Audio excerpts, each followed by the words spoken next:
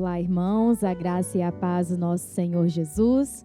Estamos começando mais uma Escola Bíblica Dominical online e nós temos aqui hoje conosco para conversar sobre as perguntas passadas pelo pastor, a irmã Dalva e o irmão Carlos, que são membros aqui da nossa Igreja Batista Central. Antes de começarmos a conversar sobre as perguntas, eu gostaria de deixar um versículo que está em Josué, capítulo 1, verso 8. Não cesse de falar deste livro da lei. Pelo contrário, medite nele dia e noite, para que você tenha o cuidado de fazer segundo tudo o que nele está escrito. Então você prosperará e será bem-sucedido. É a importância de nós lermos a palavra do Senhor e conhecermos a Bíblia. Então vamos começar as perguntas, responder as perguntas dos capítulos que nós temos lido, durante a semana. Então vamos lá, Dalva. O que o anjo disse às Marias para provar que Jesus tinha ressuscitado? Então, se encontra lá em Mateus 28, 6, que diz o seguinte: ele não está aqui, porque já ressuscitou. Como havia dito, vinde, vede o lugar onde o Senhor jazia. Eu acho muito interessante essa passagem, onde que diz que elas chegaram e procuraram, pelo corpo de Jesus. E como eu estive estudando durante a semana, eu fiquei analisando que muitas das vezes nós, ficamos muito preocupados, às vezes, com a morte de Jesus, É aquele simbolismo da morte, da cruz, e esquecemos desse detalhe muito importante que é a ressurreição. E para elas, e como para a gente também, é um momento emocionante, da chegada delas, quando o anjo falou, com elas que o corpo, não estava ali. Então foi assim, para a gente é emocionante e a gente imagina que para elas também, Foi assim, se cumpriu o que ele disse, que ao terceiro dia ele iria ressuscitar. Então, é essa a resposta. Então, a nossa resposta, pode repetir de novo, só onde se encontra, Dalva? 28, 6 de Mateus. Então, Mateus, capítulo 6, verso 28. Como a gente sempre faz, grifa na sua Bíblia, para você saber onde está a nossa resposta. Carlos, o que Deus respondeu a Moisés quando ele disse que não sabia falar porque não era homem eloquente? Deus respondeu para Moisés de uma forma muito simples e com uma sabedoria incrível, que se encontra lá em Êxodo, capítulo 4, versículo 10, 12. E disse o Senhor: quem fez a boca do homem? Ou quem fez o mudo? Ou o surdo? Ou o que vê? Ou o cego? Não sou eu, ou o Senhor? Vai, pois, agora, e eu serei com a tua boca e te ensinarei o que hás de falar. Uma ordem que Deus deu para Moisés, Assim como o Espírito Santo toca na vida da gente e fala com a gente. Ele nos instrui aquilo que Deus quer que a gente faça durante a nossa caminhada. E muitas vezes nos sentimos fragilizados, mas o Espírito Santo nos ergue e nos conduz, dizendo para que a gente possa obedecer à ordem vinda do Senhor Jesus para conosco. Muitas vezes nós também usamos, igual Moisés, usou. Mas eu não sei falar, eu não sei fazer isso, usa outra pessoa, existem outros tantos. E muitas vezes obedecemos a ordem. O Espírito Santo de Deus nos ergue. São as desculpas, para não falar, Verdade. Então, a nossa resposta está em Êxodo, capítulo 4, versos 10 ao versos 12. Pergunta 3. O que Deus disse que Moisés e Arão seriam diante de Faraó? Se encontra lá em Êxodo 7, 1, que diz o seguinte: então disse o Senhor a Moisés: eis que te tenho posto por Deus sobre Faraó, e Arão, teu irmão, será o teu profeta.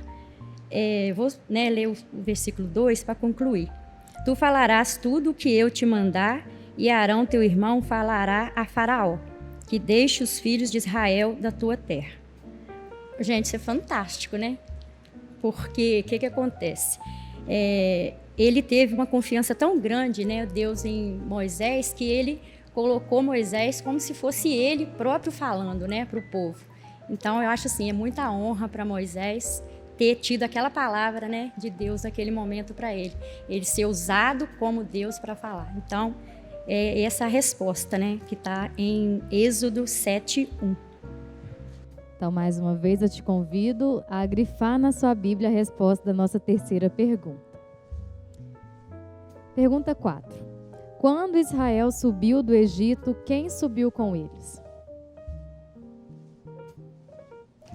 A resposta se encontra no capítulo 12, 38 de Êxodo. E subiu com eles muita mistura de gente e ovelhas e bois, uma grande quantidade de gado. Subiu com ele. O Senhor deu ao povo a graça aos olhos do egípcio. E subiu também com ele muita mistura de gente e ovelhas e bois, uma grande quantidade de gado. O versículo 38 nos dá essa resposta com muita clareza à pergunta que a nossa irmã fez. Então a gente pode grifar essa resposta com muita certeza, que assim partiram os filhos de Israel de Ramessés para Sucote. Dessa forma, subiram os bois, gados e muita gente com eles. Você vê que eles não foram desamparados, né? Nem mesmo Nenhum saíram momento. só eles do Egito, né? Saíram acompanhados, aí, como diz o versículo 38, com muita gente, muitos animais. Próxima pergunta. O que havia em Elim? A resposta se encontra, na verdade, em Êxodo 15, 27. Só que eu vou ler o 26 e 27, né, para ficar mais claro, para a pessoa entender. O 26 diz assim: Se ouvirdes atento à voz do Senhor teu Deus, e fizeres o que é reto diante dos seus olhos, e inclinares os teus ouvidos aos seus mandamentos, e guardares os seus estatutos, nenhuma das enfermidades porei sobre ti, que pus sobre o Egito, porque eu sou o Senhor que te sara. A resposta está no 27. Então vieram a Elim, e havia ali 12 fontes de água e 70 palmeiras, e ali se acamparam junto das águas. Então, mais uma vez, a gente vendo, né, as maravilhas de Deus guardando o povo, né? E nós, né, podemos ver que nós somos também esse povo hoje, né? Por tantas aflições, enfermidades, e a gente vê esse povo, né, que somos nós, guardados por esse Deus tão grande, que, né, é sempre o mesmo Deus. A proteção do Senhor. A proteção do Senhor continua.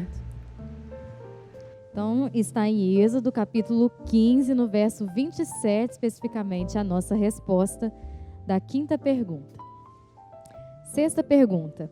O que Deus disse que o povo seria se ouvissem sua voz e guardassem os seus estatutos? Se encontra no capítulo 19, versículo 5 de Êxodo. Agora, pois, se diligentemente ouvirdes a minha voz e guardardes a minha aliança, então sereis a minha propriedade peculiar dentre todos os povos, porque toda a terra é minha. Essa é uma ordem, uma ordenança, né, de Deus para nós. E se nós os aceitarmos e seguirmos as ordenanças deles, os caminhos deles, com certeza nós seremos prósperos e seremos muito sucedidos.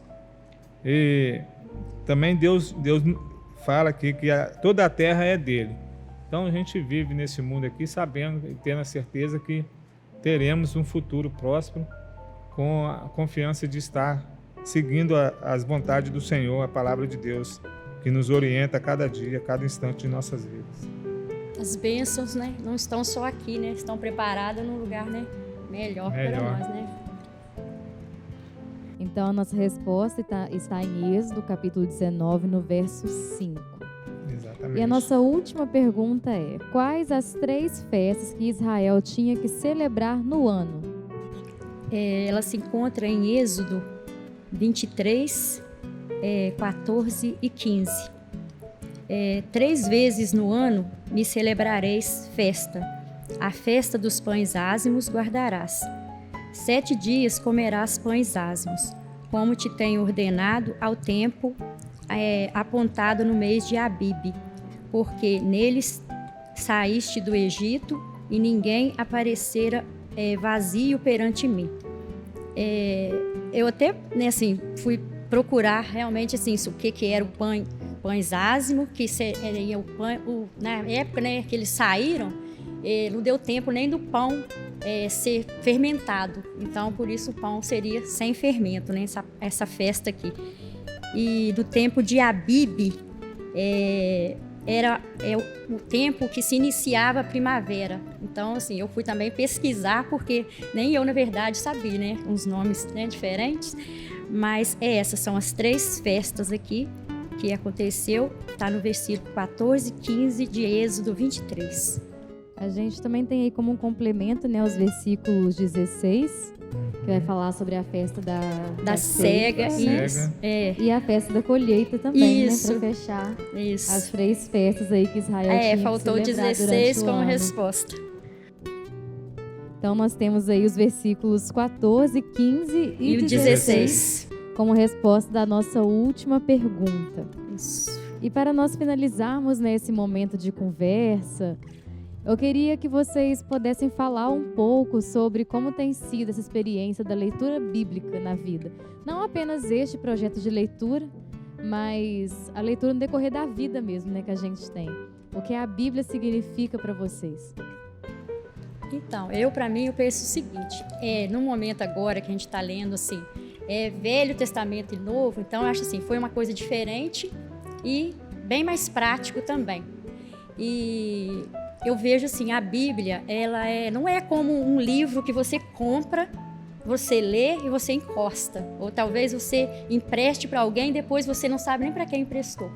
É um livro que você tem e ele é assim, você pode ver que ele é a palavra viva, né? Ela é atual todos os dias, não é como um livro qualquer. Então eu tenho para mim assim, é aquele livro que é o seu manual, né? Às vezes se você compra um eletrodoméstico, ele vem com um manual. Então para a vida da gente dentro de casa, no dia a dia, é o nosso manual. Eu creio que a palavra de Deus, que é a Bíblia, a gente a partir do momento que passa a ler e ter um pouco mais de conhecimento sobre ela nos transforma. É como uma planta, como a gente se torna como uma planta que você vai regando e vamos crescendo. O Espírito Santo de Deus vai trabalhando na vida da gente a estes tempos. Todo o processo de levar o homem da conversão do pecado à santidade é uma obra sobre-humana. É por isso que a graça divina pela qual somos salvos e a fé que é um instrumento para receber a graça salvadora. Existe um elemento divino, que é quem opera todo o processo da salvação, que é o Espírito Santo, trabalhando na vida do ser humano para que ele possa chegar aos céus. Então, você que ainda não começou a ler essa Bíblia, né, a palavra do Senhor, ou que não está no projeto de leitura, eu te convido a iniciar, né, acompanhar a nossa leitura, respondendo as perguntas que o pastor envia diariamente e que você possa participar conosco. E você que já está lendo, que você continue nesse seu empenho, né, de conhecer mais e mais a palavra do Senhor. Eu gostaria de agradecer a presença e a disponibilidade de vocês para estar aqui e até mais.